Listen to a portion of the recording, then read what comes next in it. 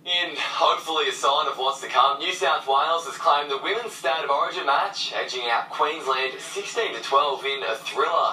The Central Coast Isabella Kelly scored a double in what was the Blues' third straight win over the Maroons. Almost 7,000 fans turned out at the ground, while over 800,000 people watched it live on our network. In true Origin fashion, the hostilities ended at full time, allowing partners from different sides to come back together. Merryweather pilot Matt Hall will begin his campaign at the fourth round of the Red Bull Air Race World Championship later tonight. It's the first time in his career that he's entered a race on top of the rankings. We're just playing it as just another race, so it's too early in the season to get excited about being at the front because it can change. You can be back in the middle of the field with one race sort of thing. Hall believes the Budapest course has similar features to the track at the last round in Japan and says that gives him confidence. Former knight Dylan Fithian has made his return to rugby league today, but he couldn't help his ladder-leading Lakes against South. Elsewhere, Maitland thrashed the second-place Curry, while Central beat the Goannas. It was Old Boys Day at South, a big one on their calendar, but all the focus was on the visitors in the form of Dylan Fithian. Plenty of his former Knights teammates were there, as was the coach, but if they were going for Lakes, they would have been disappointed early. Jared Flanagan with the opener.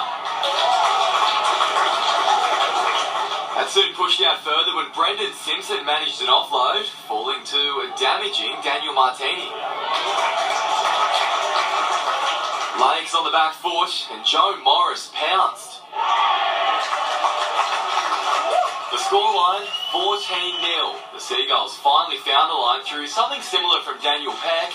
Sensing momentum could shift, Fithian was thrown into the fray. He immediately took a run and then almost broke the line to further reduce the margin, pulled down just short, not once, but twice, the second by a high shot.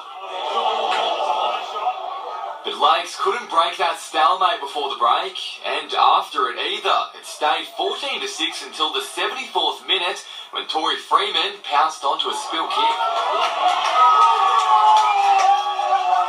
Cameron King then started the celebrations early.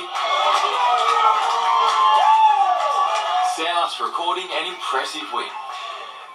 Lambton has missed a prime chance to push further up the NPL ladder, playing out a 0-0 draw with the 9th place Western, and the Bears could have easily won it.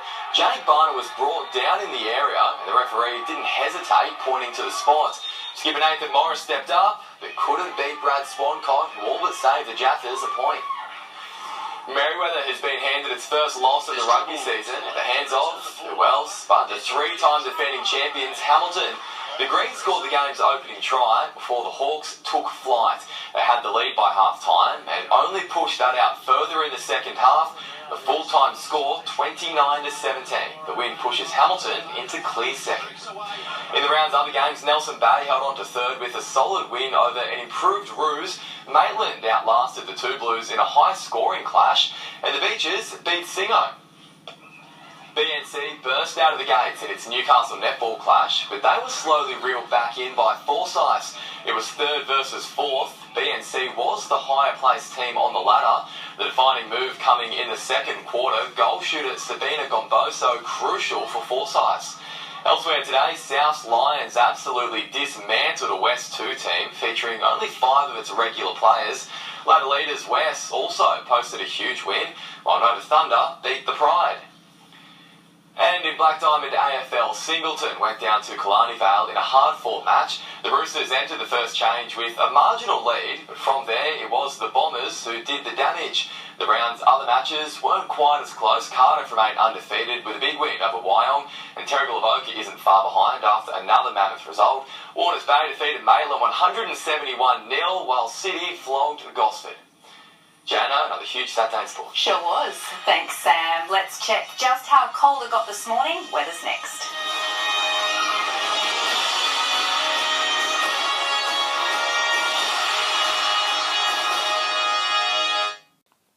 Tonight's weather is proudly brought to you by the Burton family, Maitland and Port Stephens Toyota. Call in for their best prices on new Toyotas and pre-owned vehicles.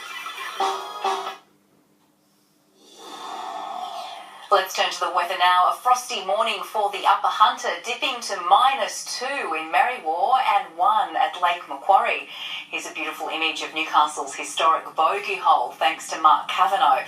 Mark says his objective was to capture the core of the Milky Way as it rose above the horizon, just above the iconic ocean pool. A brilliant pic. Thank you, Mark.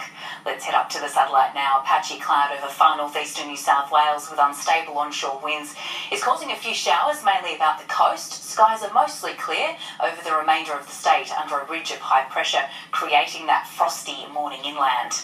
Tomorrow, a front will bring cool conditions to the New South Wales coast with brisk winds. A high will keep much of the state dry and cause that wind to ease and most showers to clear in the southern states. A freezing cold morning with areas of frost about the Upper Hunter and morning fog. It wasn't bad though once the sun came out. 5 to 21 in Newcastle, 1 to 21 the range at Coorabong. You can see -2 for Merriwa this morning, 0 at Scone and Murrurundi.